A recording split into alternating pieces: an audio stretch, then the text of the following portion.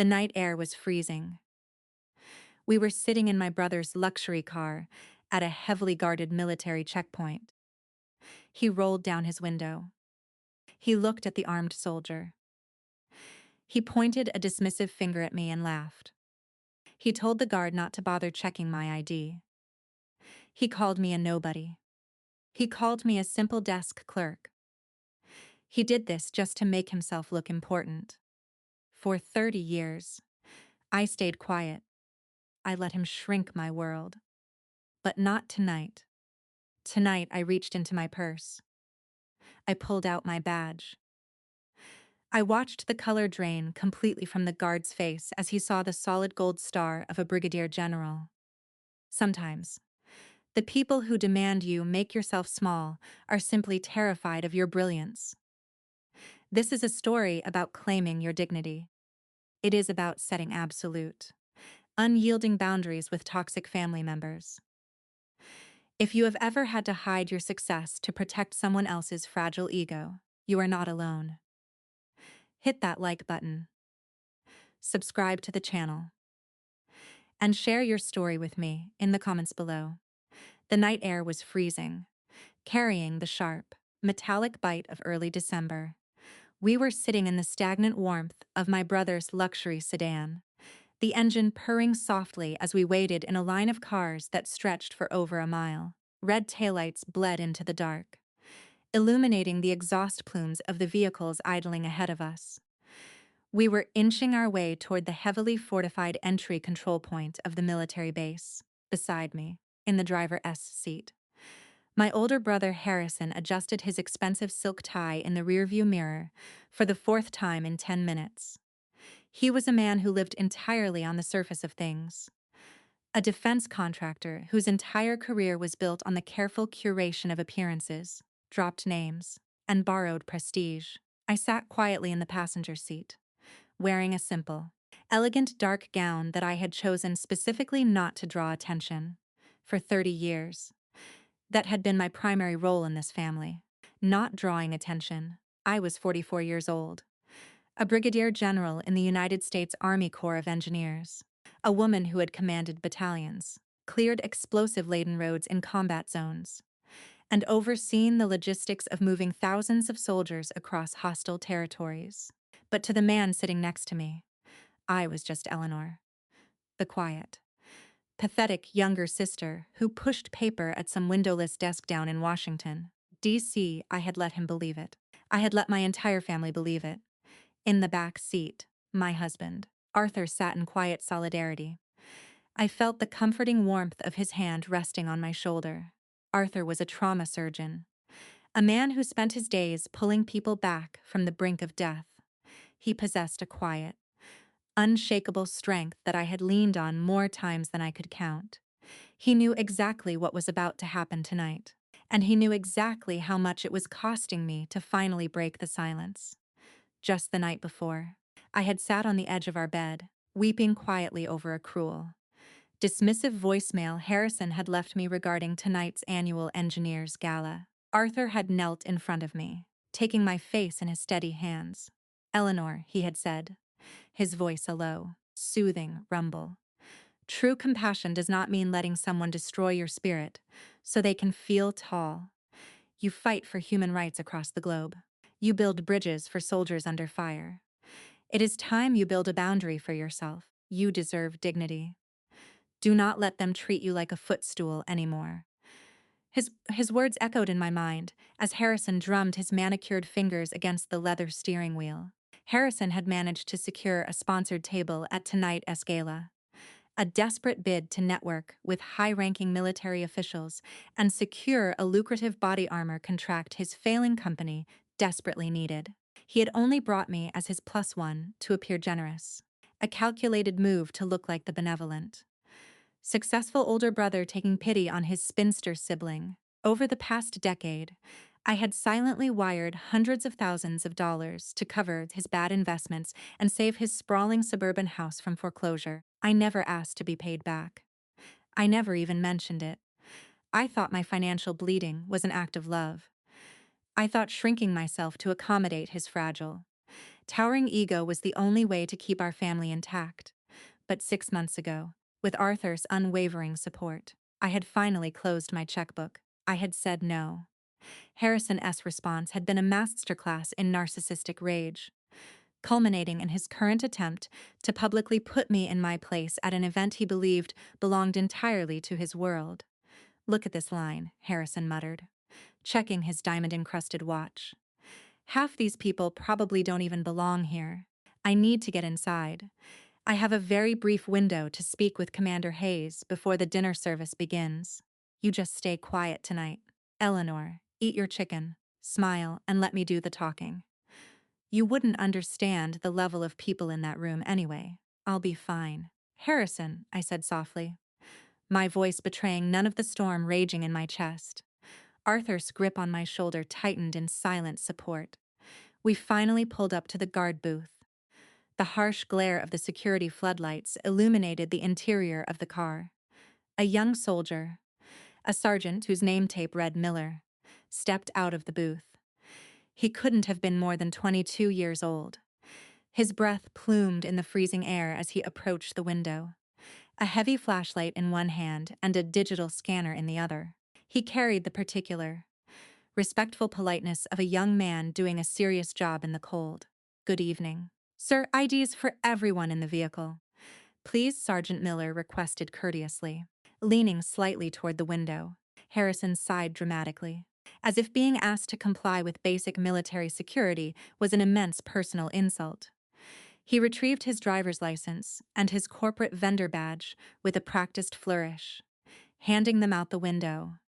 "Harrison Blake, Blake Defense Solutions. I'm a VIP sponsor for the gala tonight.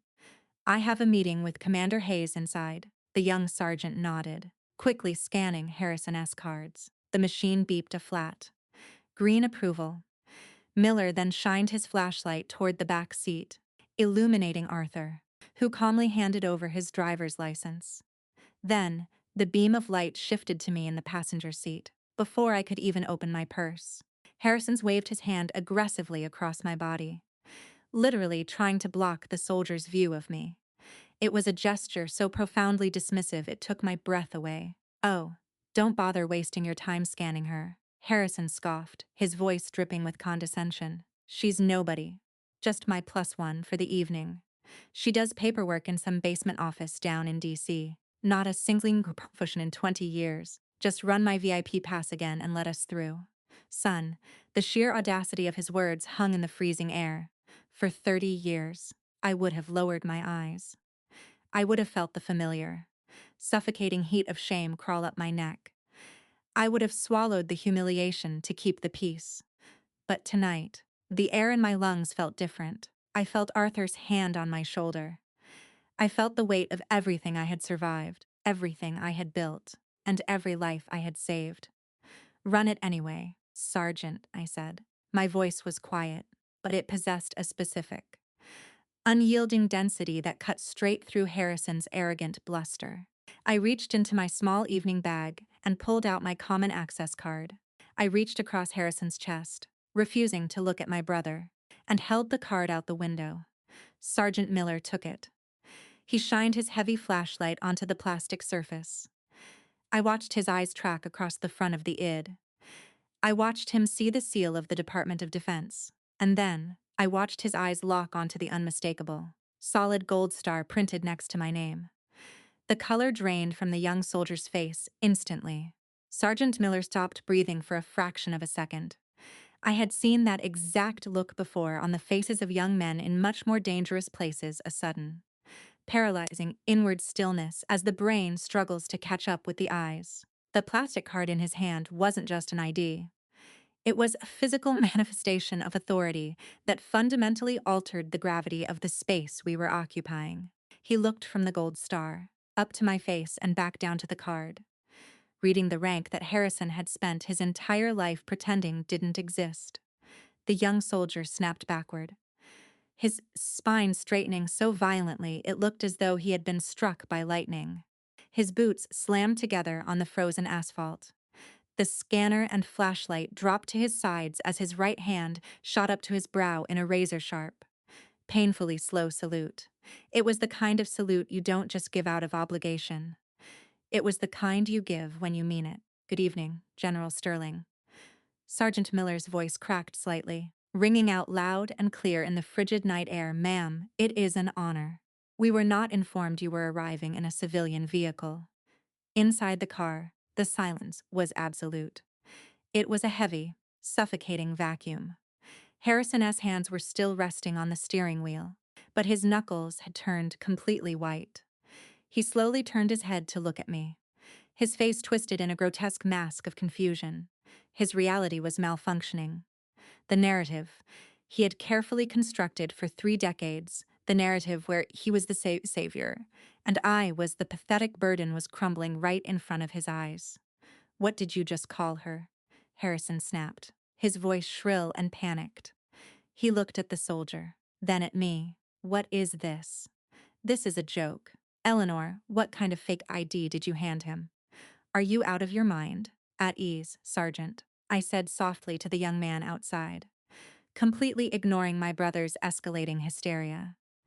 Miller dropped his salute but remained standing at rigid attention. Sir, Sergeant Miller said, his tone shifting from respectful accommodation to the cold, hard edge of military authority as he addressed Harrison. I am going to ask you to lower your voice. You are speaking to a flag officer. She's a desk clerk. Harrison screamed, slamming his hand against the steering wheel.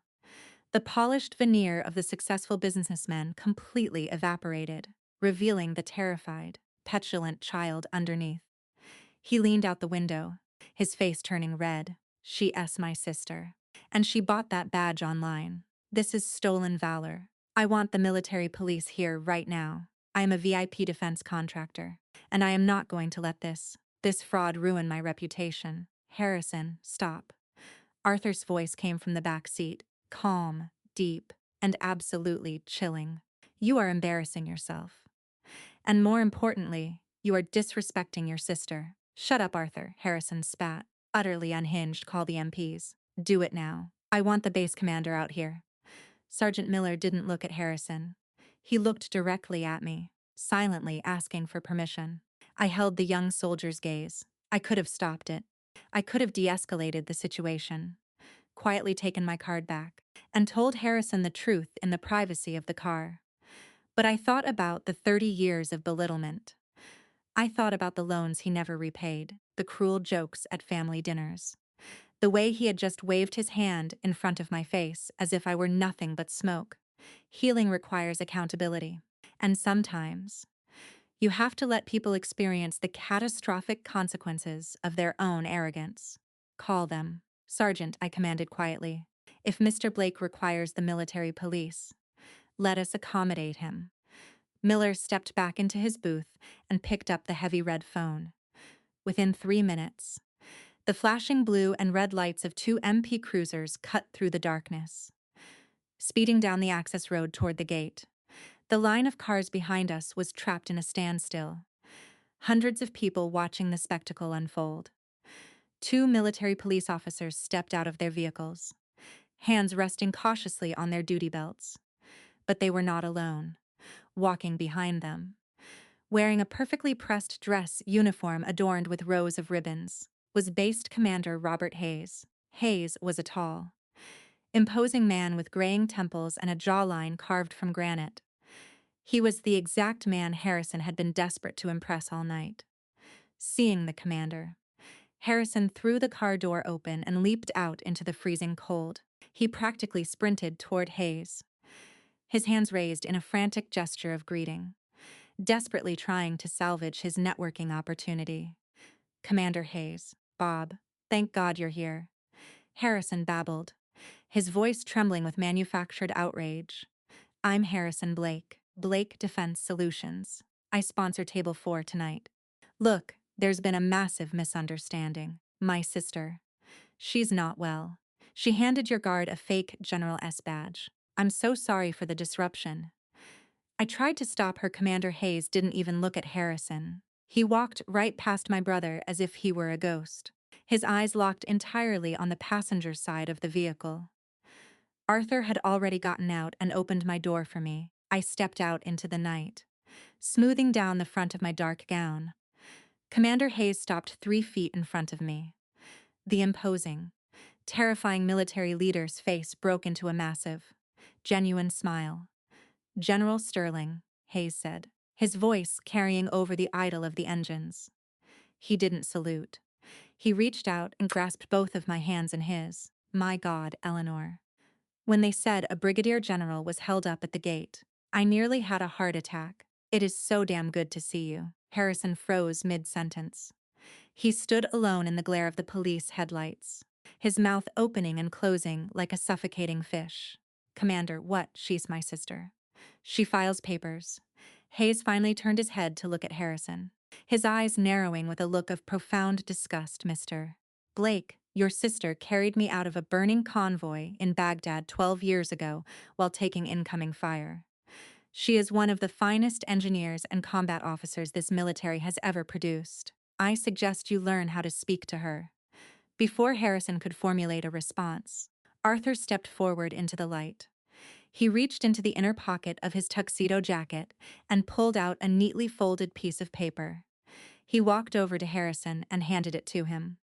"Since we are clearing the air," Arthur said gently, though his eyes were fierce, "I believe you missed an important email this afternoon, Harrison. Your body armor contract with the Department of Defense was formally terminated yesterday, pending an investigation into critical safety failures. You are not a VIP tonight. You don't even have security clearance anymore." The piece of paper fluttered in Harrison's trembling hands. The entire world he had built, constructed entirely on lies, manipulation, and the silent financial blood of his sister, collapsed in the space of a single minute. The props were kicked out from under him, and there was nothing left but empty air. "Commander Hayes," I said, my voice ringing with a newfound, limitless freedom. "My husband and I would love an escort inside.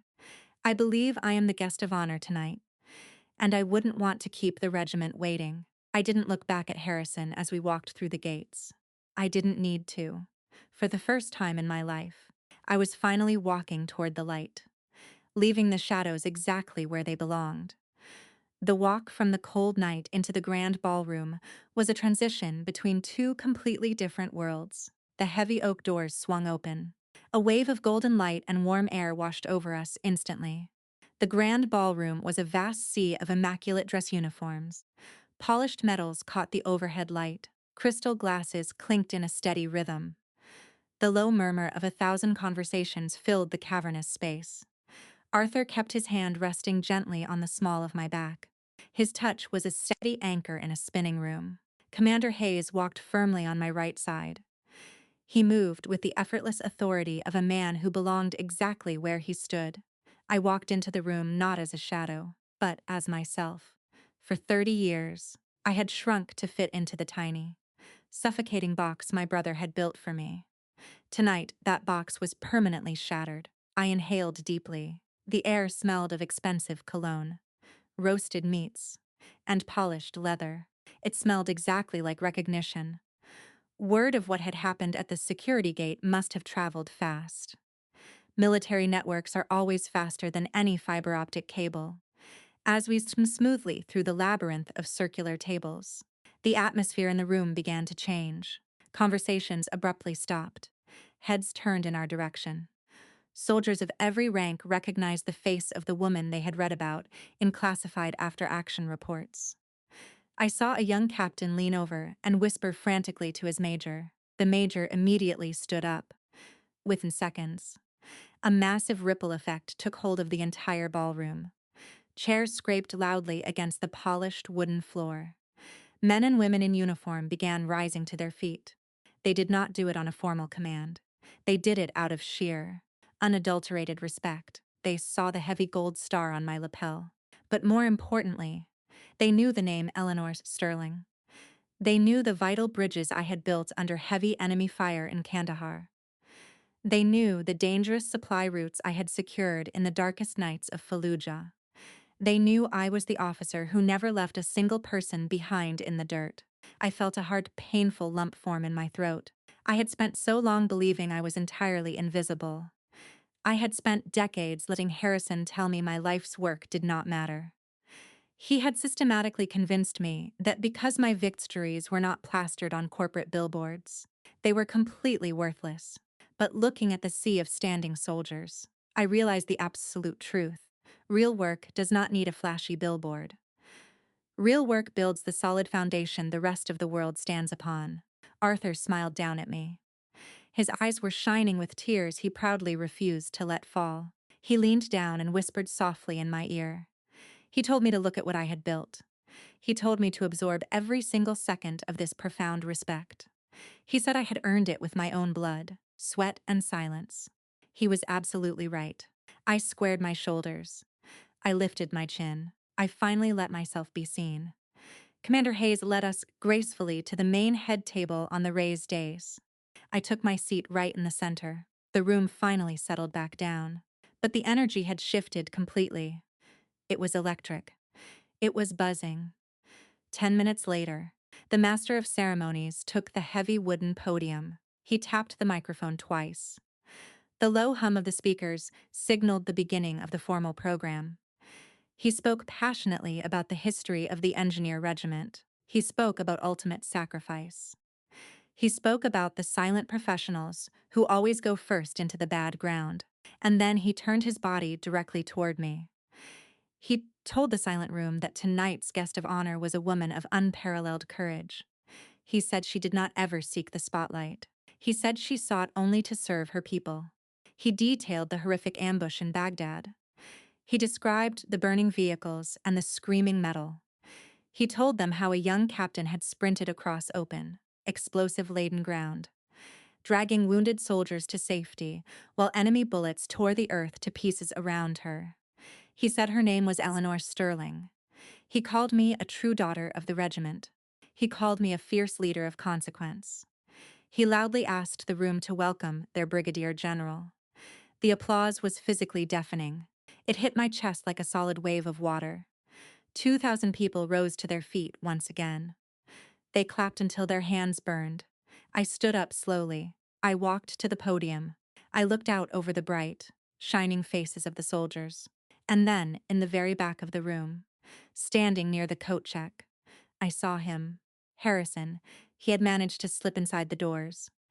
He was standing completely frozen in the shadows.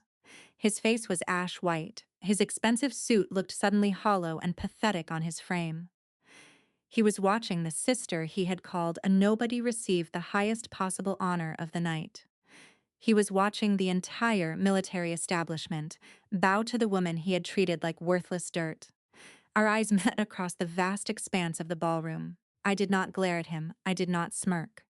I simply looked at him with the absolute, terrifying calm of a woman who no longer needed his permission to exist. I adjusted the microphone carefully. The room fell into a pin-drop silence. I did not give the safe, generic speech I had written on the plane. I spoke from the raw, beating center of my own chest. I spoke about the heavy, crushing cost of staying quiet. I told the young officers in the room that true leadership is not about dominating others. It is about clearing the road so others can live. I told them that the absolute hardest battles they would fight would not always be in foreign deserts. Sometimes, the hardest battle is fought at your own kitchen table. It is the desperate battle for your own dignity. It is the brutal fight to hold your ground when the people closest to you try to tear you down. I spoke clearly about human rights. I said that equality is not just a political talking point. It is a fundamental truth of human existence. You cannot fight for the freedom of others if you allow yourself to be held hostage by the toxic expectations of your own family. I looked directly at the back of the room.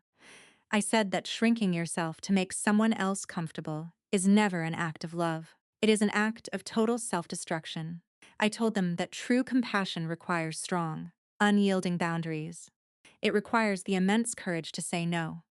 I finished my speech by telling them to never apologize for their strength. The room erupted again. The sound was like rolling thunder. I stepped away from the podium. I felt lighter than I had in 30 years.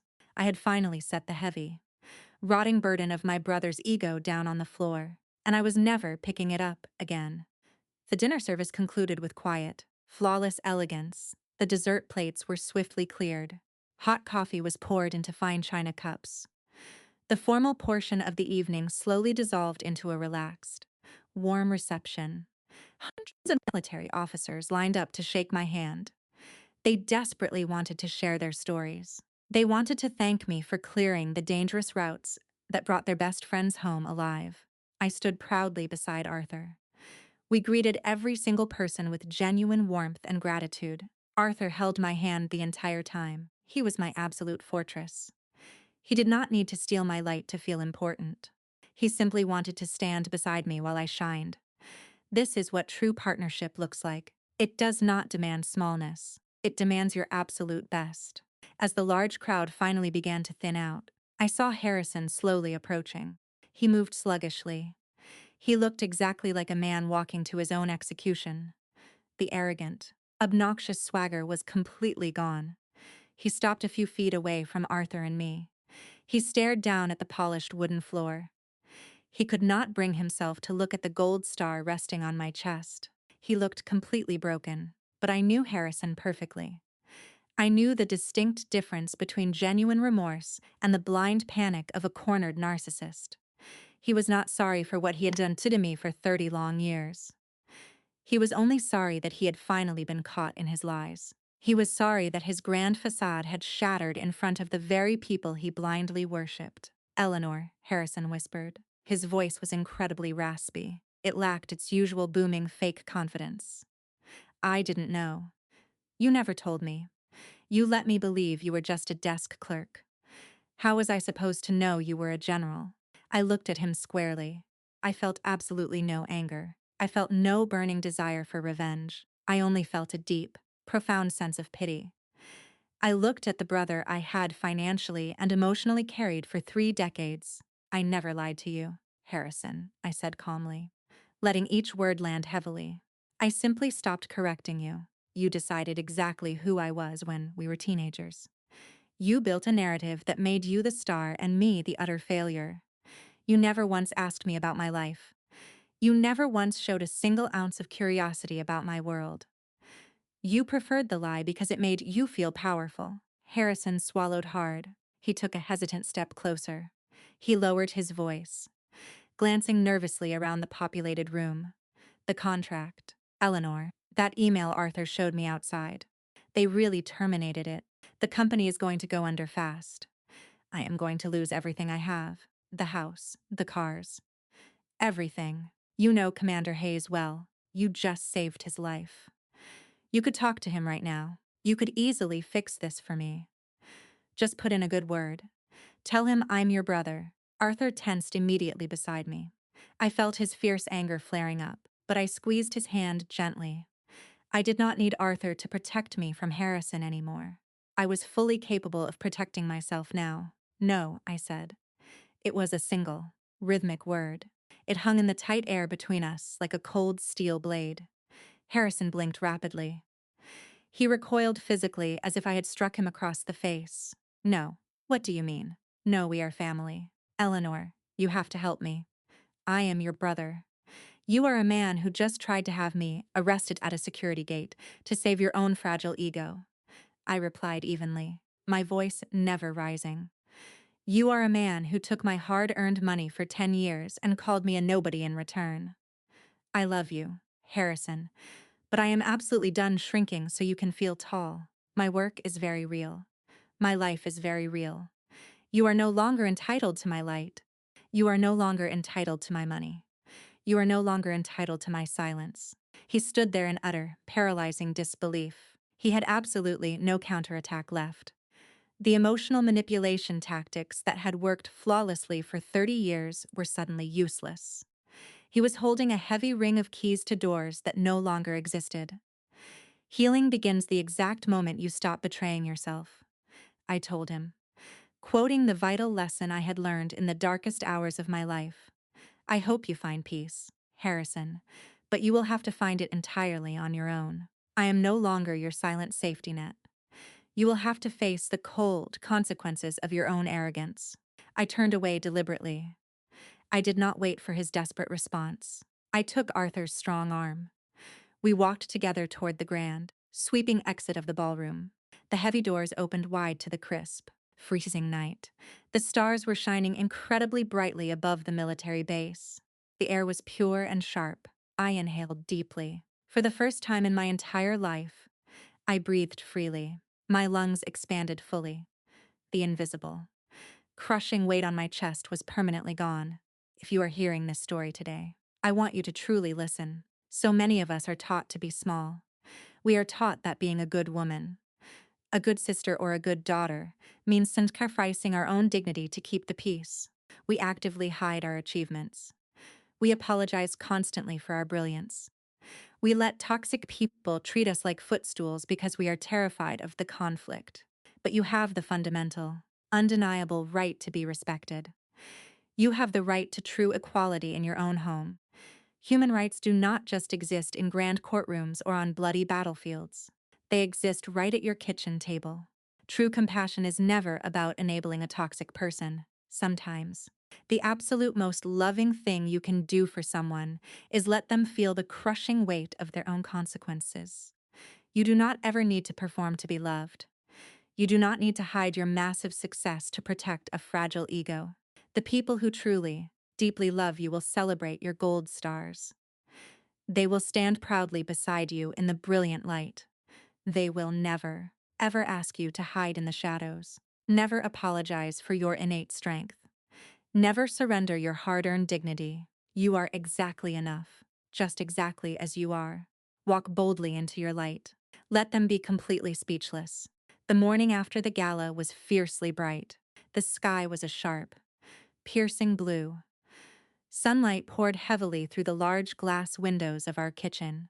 I sat quietly at the marble island. I held a warm mug of black coffee in both hands. Arthur sat directly across from me. He was casually reading the Sunday paper. The silence in our house was absolutely beautiful. It was not a tense, suffocating silence.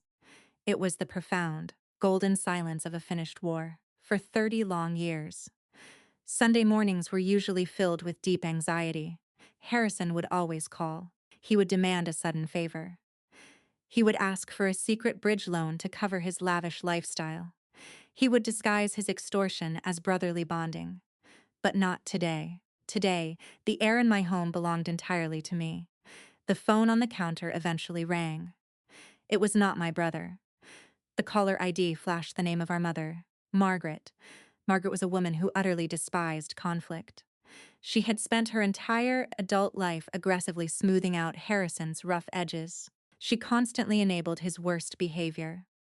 She had actively taught me to accommodate his massive ego to keep the family peace. I answered the phone very carefully. I put it on speaker so Arthur could hear. My mother's voice was violently trembling. She sounded panicked. She told me Harrison had just called her in absolute hysterics. He had told her his business was completely ruined. He blamed the entire collapse on me. He told her I had maliciously humiliated him in front of the base commander. He spun a wild, desperate lie about me abusing my rank to destroy his livelihood. Margaret begged me to fix it. She used the same old, toxic words she always used. She said he was my brother. She said family must always help family. She demanded I make a phone call to Commander Hayes to save Harrison's military contract. I closed my eyes. I took a very slow, deep breath. I looked across the counter. Arthur was watching me intently. His calm, steady presence was my ultimate shield. I leaned toward the phone. My voice was incredibly calm. It was the voice of a commanding officer. "Mom, I love you very much," I said evenly, "but I will absolutely not fix this." Harrison lied to the United States military. He sold defective safety equipment. He directly endangered the lives of my soldiers on the ground. I will never compromise my deep moral integrity to save fragile ego. Margaret gasped loudly. She was completely shocked. She was not used to me speaking with such absolute, unyielding finality. She pleaded with me again. She started to cry. She said Harrison was going to lose his house and his cars. I did not waver. I told her that reckless actions have severe consequences. I told her that protecting a grown man from his own consequences is not real love. It is deeply destructive enabling. I explained clearly that human dignity must always go both ways. Harrison had aggressively stripped me of my dignity for 3 decades. I was simply claiming it back. I am a brigadier general, I told my mother gently but firmly. I command thousands of brave troops. I make critical, life or death decisions every single day. I will no longer be treated like a foolish child in my own family. If you choose to support his lies, that is your right. But I will no longer participate in this toxic dynamic. My door is open to you, Mom, but Harrison's financial safety net is permanently gone. I hung up the phone gently. I did not slam it down. I did not yell. I simply severed the heavy, rotting chain that had held me down for my entire life. Arthur stood up from his chair. He walked around the kitchen island. He wrapped his strong arms securely around my shoulders. He kissed the top of my head. He told me he had never been more proud of me. For the first time in my life, I truly believed it. I did not feel an ounce of guilt. I only felt a sweeping, incredible sense of freedom. The truth had finally rushed in, and it had completely washed the heavy lies away. 6 months passed quickly. The cold, bitter winter melted into a bright, forgiving spring. The heavy dust of the gala finally settled. Harrison S. Defense Company formally collapsed. The Department of Defense blacklisted his firm entirely for massive safety violations. He was brutally forced to sell his sprawling, obnoxious mansion. He moved into a very small, quiet apartment on the edge of town. He completely stopped calling my phone. He stopped demanding my hard-earned money. At first, the sudden silence felt incredibly strange. My body was still tightly wired for sudden conflict. My nervous system was perfectly trained for his constant, draining emergencies. But slowly, day by day, the strangeness turned into profound, unshakable peace. I realized exactly how much vital energy I had wasted. I had spent my entire adult life desperately carrying a grown man who completely refused to walk on his own. Setting that massive weight down fundamentally changed my life. Arthur and I flourished together. We traveled freely. We laughed much louder. I excelled wildly at my military command. I began actively mentoring young female officers. I taught them the exact, painful lessons I had learned the hard way.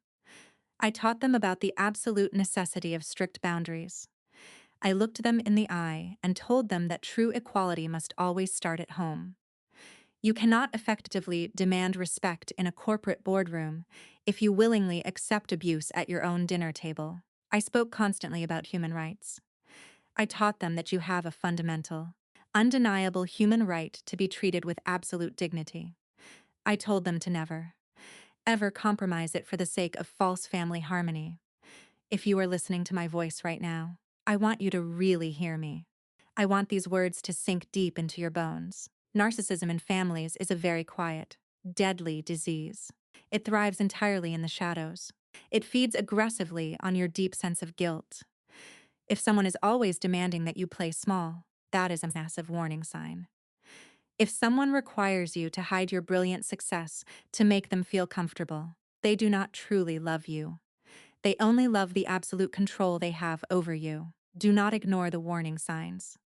Do not shrink yourself to fit into their tiny, suffocating boxes. Let me tell you the absolute truth about true compassion. True compassion does not mean letting someone systematically destroy your spirit. Sometimes, the most incredibly loving thing you can ever do for someone is walk away. Let them finally feel the heavy, crushing weight of their own terrible choices. Healing rapidly begins the exact moment you firmly decide to stop betraying yourself. You do not ever need to perform an act to be loved. The people who truly, deeply love you will loudly celebrate your gold stars. They will stand proudly beside you in the brightest light. They will never ask you to hide your medals in a dark drawer. Have you ever had to drastically hide your own success to protect someone else's fragile, toxic ego? Have you ever had a brilliant, defining moment where the truth finally came out and left your abusers completely speechless? I desperately want to read your powerful stories. Go down to the comments section right now. Tell me about the exact day you finally stood up for your own human dignity. Write down the moment you took your power back. If this story brought you any peace, or if it gave you the courage to set a boundary today. Hit that like button. Subscribe to the channel for more stories of truth and survival. Share this video immediately with a strong woman in your life who desperately needs to remember exactly how powerful she truly is. Remember, you are exactly enough. I will see you in the next video. A full year passed since the night of the gala. The Earth completed a long, quiet rotation. The seasons cycled through their violent changes and finally settled back into a crisp, golden autumn. My life had moved forward with incredible, steady momentum. I did not look backward. I did not reach out to fix the broken pieces of my brother's shattered empire. I held my boundary with absolute, iron discipline. But healing a family is never a completely linear process. It is a slow, complicated untangling of deeply rooted vines. One Tuesday afternoon, my office phone rang. It was the front gate security desk. The young corporal on duty sounded slightly hesitant. He informed me that a civilian woman was requesting entry. She did not have a military pass. She was asking to see the general. Her name was Margaret Sterling. It was my mother. I authorized her entry pass immediately. I stood up from my heavy mahogany desk. I walked over to the large window overlooking the active parade field, my heart beat in a slow, steady rhythm. I was not afraid of her arrival. For the first time in my life, I was completely grounded in my own territory. 10 minutes later, there was a soft, hesitant knock on my heavy office door. I called out for her to enter. The door slowly swung open. Margaret stepped into the room. She looked incredibly small against the massive, intimidating backdrop of a military command center. She was clutching her leather purse tightly with both hands. Her eyes darted nervously around the room. She looked at the heavy wooden furniture. She looked at the stark military maps covering the walls. She looked at the glass display cases holding my combat medals and unit citations. She finally looked at me. I was wearing my standard duty uniform. The stars on my collar caught the bright fluorescent light. Margaret took a very shaky breath. She did not immediately ask for a favor. She did not immediately launch into a desperate defense of Harrison. She simply stood in the center of the room and wept. It was not a loud, manipulative cry. It was the quiet, devastating weep of a woman whose entire worldview had violently collapsed. I did not rush forward to comfort her. I did not shrink myself to make her tears stop. I stood firmly in my space. I pointed respectfully to a leather chair across from my desk. I gently asked her to sit down. She moved slowly across the room. She sank heavily into the chair. She placed her purse on the floor. I drove past his apartment yesterday. Margaret whispered. Her voice was incredibly fragile. Harrison's new place. It is so small. Eleanor, it is just a tiny, dark box on the edge of the industrial park. He was wearing a cheap polyester uniform. He was walking out the door to work a shift at a hardware store. He did not look at me. He just got into his rusted car and drove away. I listened quietly. I did not interrupt her. I did not offer a false platitude. I spent my entire life protecting him. She continued, wiping her eyes with a tissue. I thought I was being a good mother. I thought I was keeping him safe from a hard world. I told you to be quiet so he could feel loud. I told you to hide so he could shine. But I did not protect him. Eleanor, I crippled him. I built a massive, hollow fortress out of lies. And when the truth finally hit it, he had absolutely no strength to survive the impact. I did this to him, and I did it to you. Her words hung in the quiet, climate-controlled air of my office. It was a profound, unprecedented admission. It was the absolute truth spoken out loud for the very first time. I sat down in my own chair. I looked deeply into my mother's tired, aging eyes. I felt a massive wave of pure, unfiltered compassion wash over my chest. But it was not the toxic, enabling compassion of my youth. It was a fierce, educated compassion rooted strictly in human dignity. You taught me a very dangerous version of love, Mom, I said smoothly, my voice echoing in the large room. You taught me that human rights and basic respect were conditional. You taught me that my dignity was less important than his fragile ego. But I do not hate you for it. I forgave you a long time ago. However, forgiveness does not mean returning to the dark. I love you deeply, but I will never again participate in the destruction of my own spirit to make this family comfortable. Equality starts in the home. Basic human respect starts in the living room. If we cannot practice basic human rights with our own children, we have failed at the most fundamental level of existence. Margaret nodded slowly. She did not fight back. She did not argue. She simply absorbed the heavy, undeniable truth. She looked at the gold stars on my collar. She looked at the fierce, unwavering woman sitting across from her. She reached her hand across the desk. I met her halfway. I took her hand in mine. We sat together in the quiet military office. We did not fix the past. We could not erase 30 years of silence, but we finally built a brand new, honest foundation. We built it strictly on truth. We built it on absolute respect. And for the very first time in our lives, the foundation was actually strong enough to hold us both. The evening sun dipped low over the horizon, casting long, dramatic shadows across the manicured lawn of our home. Arthur and I sat together on the back porch. The air was warm and deeply fragrant with the scent of blooming jasmine. A heavy crystal glass of iced tea rested in my hand. The condensation slowly dripped down the sides. Arthur was quietly reviewing a medical journal. I was simply watching the sky change colors. The violent, chaotic storms of the past were completely gone. The deep, agonizing family drama had fully receded like a distant, defeated tide. My nervous system was entirely at peace. I was no longer a silent hostage in my own life. I was the supreme architect of my own absolute freedom. Earlier that week, a plain white envelope had arrived in the mail. It was addressed to me in a familiar, blocky handwriting. It was from Harrison. I had opened it with a calm, steady hand. There was no demand for money inside. There was no desperate, manipulative plea for a military connection. It was simply a short, handwritten note. He wrote that he was working full-time at the hardware store. He wrote that his hands were calloused and constantly tired. He wrote that he was slowly learning how to pay his own bills. He did not ask for my forgiveness. He simply stated the cold, hard facts of his new, unglamorous reality. At the very bottom of the page, he wrote a single defining sentence.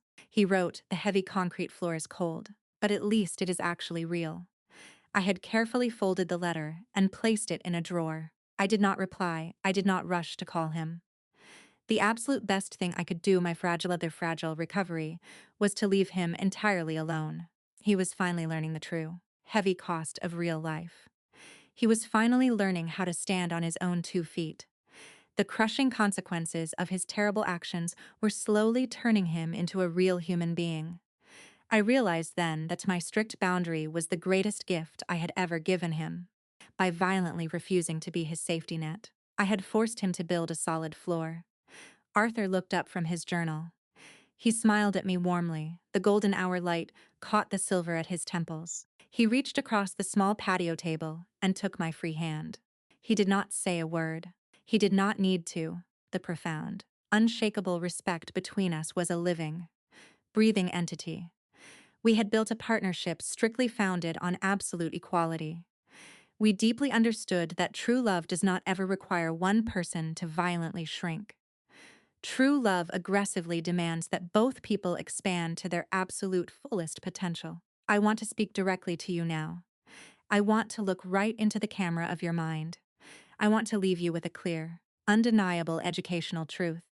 The fight for human rights is not just a political battle fought in distant countries.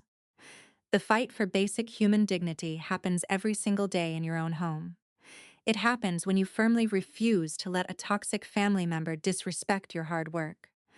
It happens when you look a narcissist strictly in the eye and say no. It happens when you aggressively protect your own peace. You must deeply understand the profound educational value of setting boundaries. A boundary is not a punishment. A boundary is a clear, physical manifestation of your own self-respect. It is the verbal declaration of your own inherent value. You must clearly state your limits.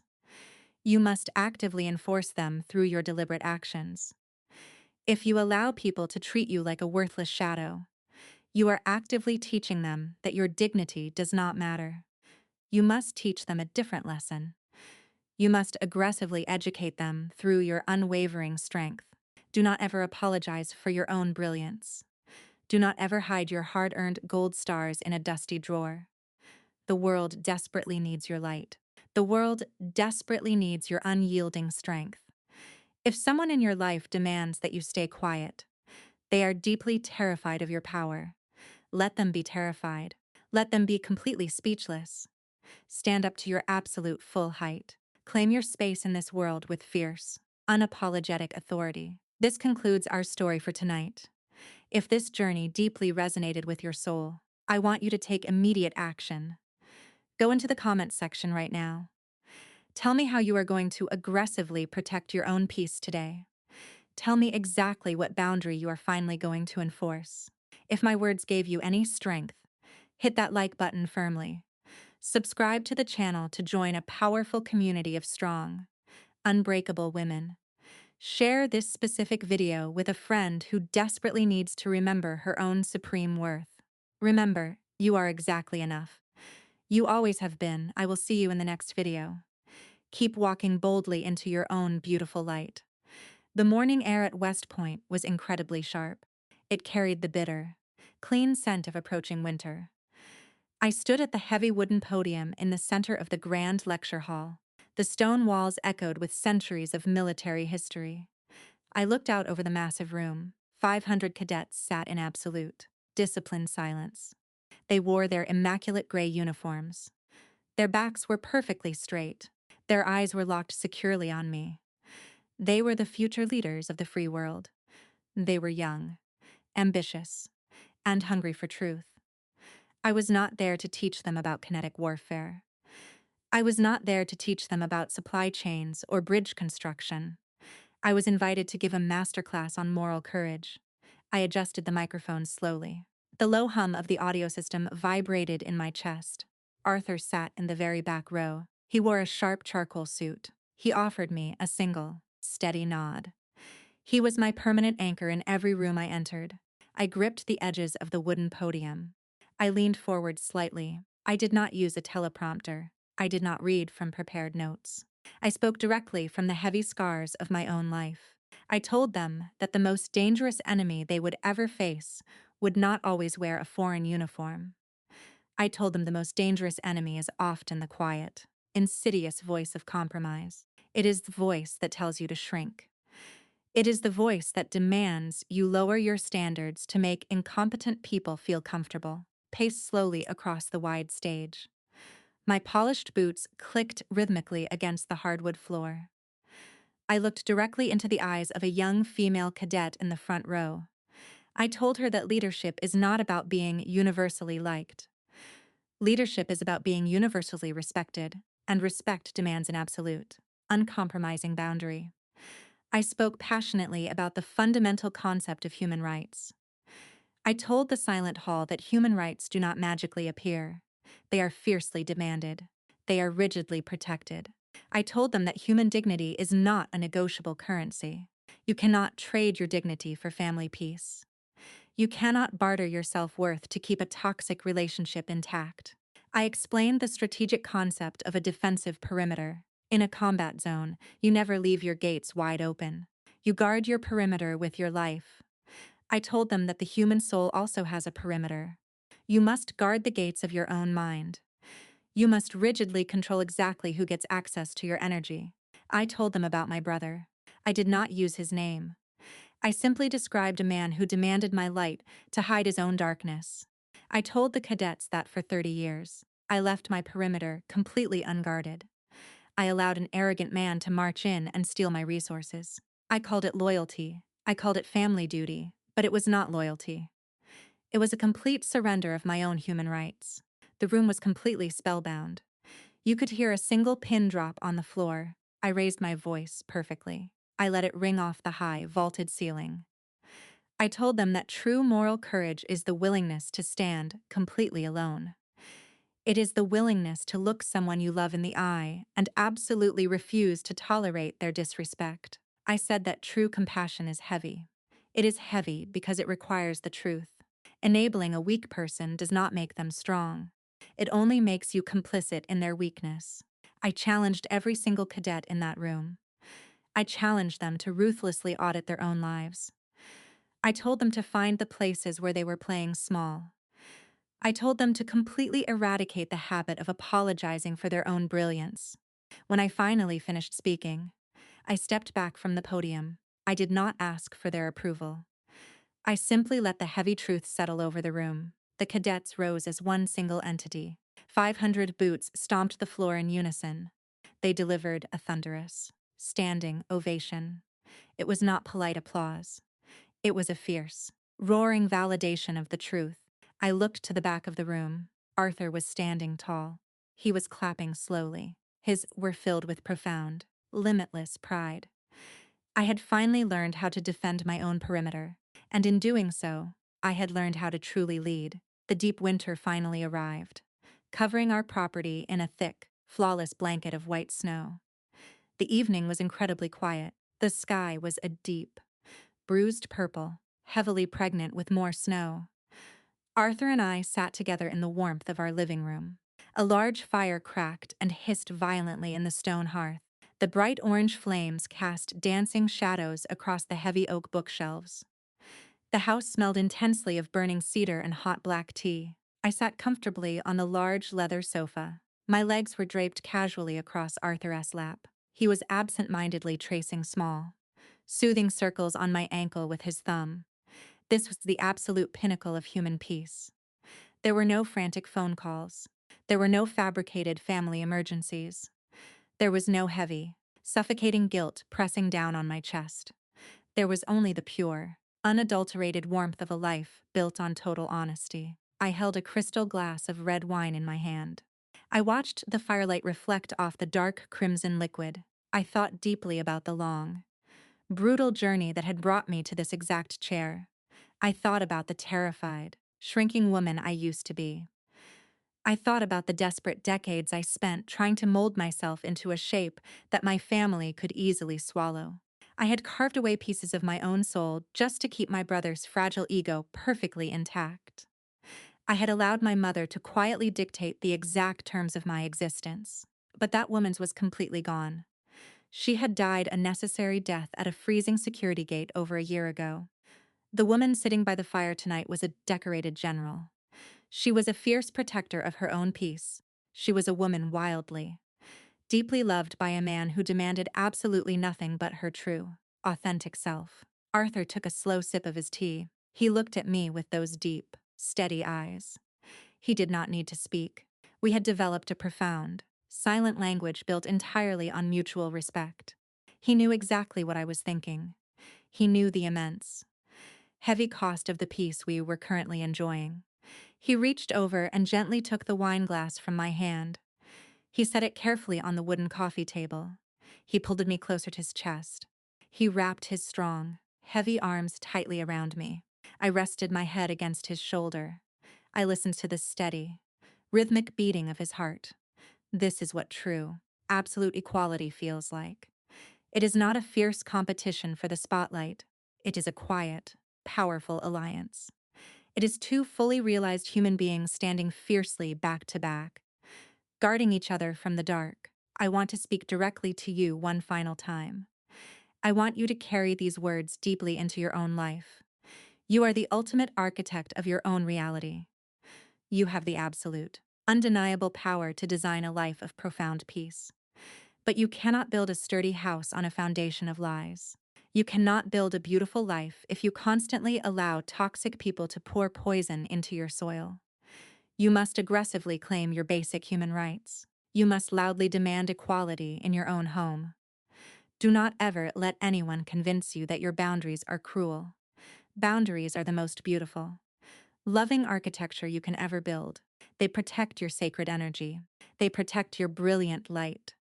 If you have spent your life shrinking to fit into someone else's narrative, it is time to aggressively break the mold. It is time to stand up to your absolute full height. Let them be angry. Let them be uncomfortable. Let them completely lose their minds. Their fragile comfort is not your responsibility. Your only responsibility is to fiercely protect your own dignity. True love will never require you to completely disappear. True love will firmly hand you a microphone and tell you to speak louder. I want you to remember this story whenever you feel the intense pressure to make yourself small. I want you to remember the crushing silences of that ballroom. I want you to remember exactly what it looks like when a woman finally claims her own power. This is the end of my story, but it is the absolute beginning of yours. Go down into the comments right now. Tell the world exactly what you are leaving behind today. Tell me what massive, unbreakable boundary you are setting tonight. If this journey brought fire to your soul, hit that like button. Subscribe to the channel to walk with us. Share this exact video with every single woman who needs to remember her own supreme, unmatched value. You are a force of absolute nature. You are exactly enough. Never ever let them dim your light. Keep building your beautiful bridges. I will see you on the other side. We spend so much of our lives trying to keep the peace. We are taught to be the quiet ones. We are told that family requires absolute, unending sacrifice. We bleed ourselves dry financially. We bleed ourselves dry emotionally. We do it to build up the people who completely refuse to build up themselves. We shrink our entire existence to fit into their tiny, suffocating boxes. But true love should never require your destruction. True love should never demand that you become invisible. When you finally stand up to your full height, things will change. The people who profited heavily from your smallness will be angry. They will panic. They will call you selfish. They will call you cruel. Let them. Their fragile comfort is not more important than your fundamental human dignity. You have a basic, undeniable right to be respected. You have a right to be completely seen. You earned your success through blood, sweat, and silence. You do not ever have to hide your gold stars in a dark drawer. Setting a strong boundary is not an act of revenge. It is the most beautiful, loving architecture you can ever build for your own soul. It is a strict defensive perimeter. It keeps the poison out. It lets the bright light in. True equality does not just happen in grand courtrooms. It happens right at your kitchen table. It happens in the passenger seat of a car. It happens the exact moment you look an arrogant person in the eye and finally say no. Take your power back today. Do not wait for 30 years. Stop subsidizing the elaborate lies of toxic people. Walk boldly into your own brilliant light. Let them be completely speechless. This content is researched, built, and manually edited by us to bring meaning and lessons.